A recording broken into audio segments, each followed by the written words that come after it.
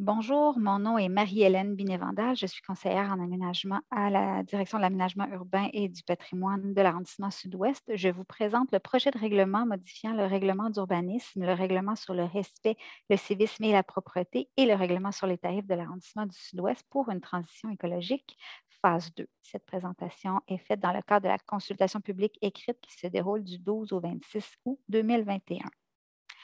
Donc, dans un premier temps, je vais vous présenter les objectifs et la démarche de modification réglementaire pour aller ensuite plus en détail dans les modifications réglementaires à proprement parler et enfin vous expliquer la procédure d'adoption de ce règlement-là.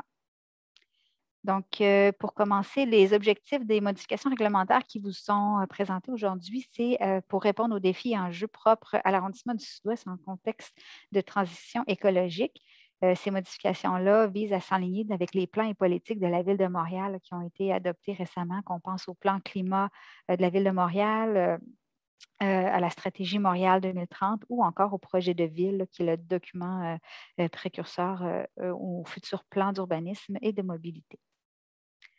Donc, pour ce qui est de la démarche, les modifications réglementaires qui vous sont présentées s'inscrivent dans certains critères là, qu'on a utilisés, qui ont été utilisés aussi pour une phase 1 qui a été faite en décembre dernier. Donc, il faut que les mesures réglementaires soient de la compétence de l'arrondissement, qu'elles aient un effet positif sur l'environnement et qu'elles soient accessibles et applicables par tous. Donc, comme je le disais, il y a une phase 1 de ces modifications réglementaires-là pour une transition écologique qui sont entrées en vigueur en décembre dernier, en décembre 2000, pardon, en décembre 2020. Je vois que j'ai une coquille dans ma présentation. Donc, ces modifications-là visaient notamment à prévoir des normes là, pour les toits végétalisés, les toits blancs. On a revu beaucoup de dispositions sur le stationnement, notamment l'élimination du nombre minimum de stationnements requis, les aménagements d'aires de stationnement et le verdissement. On a aussi établi des nouvelles normes pour les stationnements à vélo. On a revu la tarification éco-fiscale pour les vignettes S3R et on a créé de nouvelles normes là, pour l'intégration de panneaux solaires sur les constructions. Donc, pour les modifications réglementaires, donc, on a travaillé sur 3 axes, donc la réduction des îlots de chaleur urbains, la réduction des émissions de gaz à effet de serre et la gestion optimale des eaux de pluie, ainsi que la biodiversité. Donc, tout d'abord, les modifications nous ont exigé d'ajouter des définitions à notre règlement. Donc, les termes suivants ont été définis dans la nouvelle mouture du règlement. Donc, matière dangereuse, solarium, stationnement mutualisé, superficie non bâtie d'un terrain, surface perméable et zone de protection optimale. Pour ce qui est des modifications en lien avec la réduction des îlots de chaleur, donc on a dans un premier temps plusieurs normes qui ont été ajustées là, pour la plantation d'arbres lors de projets de construction ou d'agrandissement. Donc, on a, pour les usages de la famille d'habitation, on a rehaussé le diamètre à hauteur de souche des arbres qui doivent être plantés, là, qui est passé à 35 millimètres. Et maintenant, on exige un arbre à tous les 50 mètres carrés de terrain non bâti. Pour les autres usages, là, tout ce qui est hors résidentiel, hors habitation, on demande des calibres d'arbres un petit peu plus généreux, donc à 50 millimètres, et toujours un arbre par 50 mètres carrés de terrain non bâti. Au préalable, on était à une moyenne une norme de un arbre par 150 mètres carrés de terrain. On est venu aussi établir de nombreuses mesures de protection pour les arbres en cas de travaux de construction, notamment en venant définir une zone de protection optimale autour des arbres lors des travaux. Donc, on vient établir un rayon de protection qui est équivalent à 12 fois le diamètre de l'arbre. On a aussi ajusté les normes par rapport à ce qui est permis là, sur les terrains. Donc, dans cette zone de protection-là, on ne peut faire aucun entreposage, aucune circulation de machinerie, de stationnement de véhicules. Aussi, on a ajouté des spécifications pour la clôture ou les barrières de protection autour des arbres. On a également ajouté des spécifications pour la coupe des racines selon leur diamètre quand on vient intervenir près des arbres. Puis aussi, une interdiction d'utiliser un arbre comme support lors des travaux. Au niveau de l'abattage d'arbres, on est venu restreindre un peu davantage l'abattage d'arbres. Donc, il est maintenant interdit d'abattre un arbre pour la construction d'une piscine, d'une terrasse, d'une dépendance ou d'un stationnement accessoire. On est venu aussi un peu mieux définir certains termes là, qu'il y avait dans ces articles-là, là, qu'on parlait de voies d'accès à un bâtiment qu'on a modifié pour les allées extérieures qui permettent d'atteindre une entrée de bâtiment. Donc, ça permet de mieux gérer la coupe d'arbres dans le cas quand quelqu'un doit réaliser un nouveau sentier pour se rendre à une porte de son immeuble. On a aussi établi des normes de plantation suite à l'abattage d'un arbre. Donc, on est toujours avec nos normes là, de 1 arbre par 50 mètres carrés de terrain et nos diamètres à hauteur de souche là, de 35 pour l'habitation et 50 millimètres pour les autres usages. Et on a aussi établi un délai maximal de 6 mois pour planter un arbre suite à l'abattage. On a aussi ajusté des dispositions pénales en cas d'abattage d'arbres sans certificat d'autorisation et on est venu aussi bonifier les compensations qui sont exigibles pour la perte d'un arbre appartenant à la ville. Donc, si dans le cadre de travaux, un arbre doit être coupé sur le domaine public, les compensations qui doivent être versées à la ville sont plus importantes. Aussi, pour améliorer le verdissement et contribuer à la réduction des îlots de chaleur, on est venu restreindre la façon de calculer les marges arrière. Donc, on ne permettra plus de calculer la marge arrière d'un terrain à partir de l'axe central de la ruelle. Ça devra, s'il y a une ruelle, bien sûr, là, ça devra se faire à partir de la limite arrière du terrain. Donc, on vise ainsi à avoir un plus grand verdissement des terrains.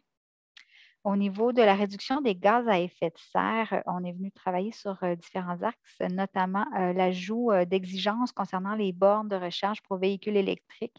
Donc, pour tous les types d'usages, on est venu établir certaines normes, donc des normes qui prévoient l'installation électrique qui permettront éventuellement l'installation de bornes de recharge pour véhicules et aussi des pourcentages de stationnement qui devront être équipés par des bornes de recharge électriques.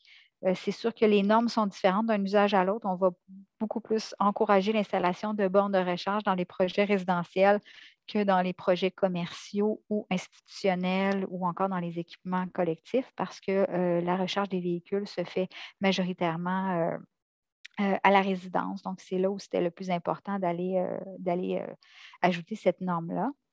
On est venu aussi créer une nouvelle catégorie de stationnement, donc le stationnement mutualisé, en ajoutant la définition, bien sûr. Donc, un stationnement mutualisé, c'est une unité de stationnement qui est partagée entre plusieurs utilisateurs pour différents besoins tels que visiteurs, courte durée, livraison, débarcadère.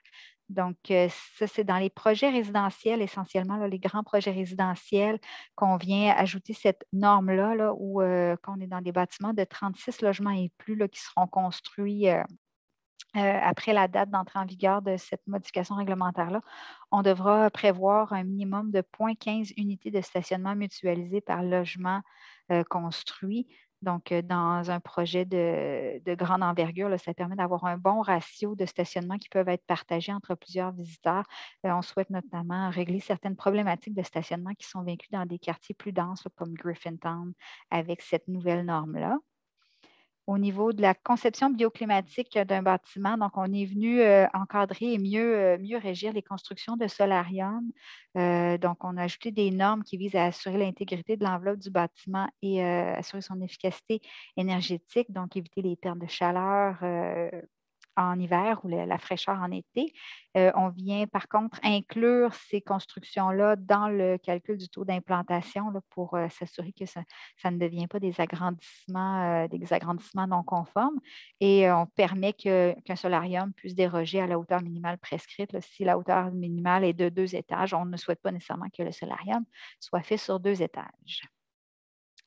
Au niveau de la gestion optimale des eaux de pluie, donc on a revu beaucoup de normes. On a ajusté certaines normes pour les aménagements des aires de stationnement et de chargement extérieur. Il y a une première vague de modifications qui avait été faite l'hiver dernier.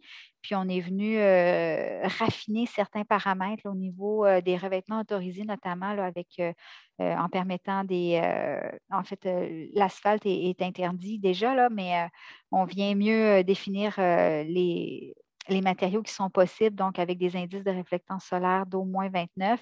On y vient aussi permettre certains matériaux perméables, notamment le pavé alvéolé, s'il est comblé de végétaux ou de gravier, ou encore des membranes ou des grilles qui seraient comblés de végétaux ou de pavés alvéolés. On est venu aussi bonifier certaines normes qui étaient déjà en place là, pour le verdissement, la captation des eaux de pluie, notamment en exigeant des bandes paysagées un peu plus généreuses là, pour les stationnements extérieurs de plus grande dimension. On est venu aussi réviser les éléments de séparation qui sont autorisés là, entre le stationnement et le domaine public là, afin qu'on ait des clôtures ou des aménagements qui soient plus perméables, là, qui permettent un meilleur écoulement des eaux. On est venu aussi faire certaines bonifications pour les îlots de verdure qui sont exigés dans les aires de stationnement extérieures de grande dimension.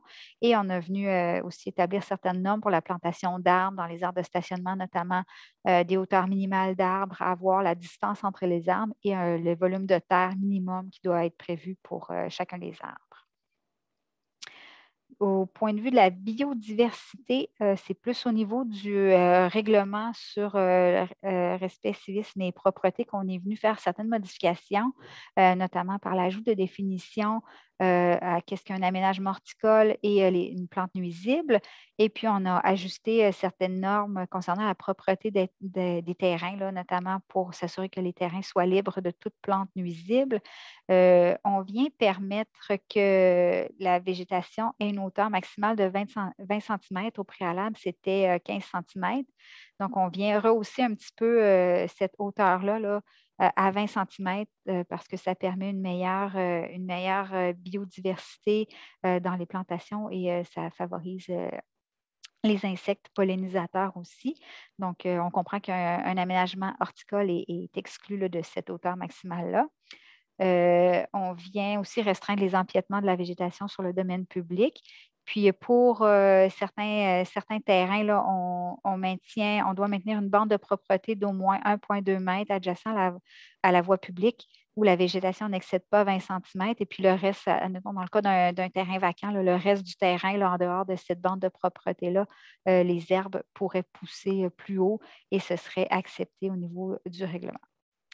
Donc, au niveau des procédures d'approbation, donc les dispositions qui sont susceptibles d'approbation référendaire sont les modifications qui touchent à la hauteur, le taux d'implantation, les marges, l'aménagement d'une cour, le stationnement et les aires de chargement. Donc, pour être valide, la demande d'approbation référendaire doit provenir de toute zone visée faisant partie du territoire de l'arrondissement du Sud-Ouest, indiquer la disposition qui en fait l'objet ou la zone d'où elle provient, être signée par au moins 12 personnes ou la majorité si la zone compte 21 personnes ou moins, et être reçue par l'arrondissement au plus tard le 8e jour suivant la publication de l'avis annonçant la possibilité d'approbation référendaire. Donc, l'adoption du premier projet a été faite le 9 août dernier. On est maintenant à la période de consultation publique du 12 au 26 août. La rédaction du rapport de consultation va se faire début septembre en vue du dépôt du rapport et de l'adoption du deuxième projet au CA du 13 septembre 2021. Ensuite de ça, il y aura avis public et période pour demande d'approbation référendaire là, sur les dispositions qui sont susceptibles au courant de l'automne 2021 pour l'adoption du règlement au conseil d'arrondissement du 13 décembre prochain. Donc, ça fait le tour. Je vous remercie beaucoup de votre écoute et je vous invite à participer à cette consultation en complétant le formulaire ou en écrivant au greffe de l'arrondissement pour nous faire part de votre impression sur ces modifications réglementaires. Merci.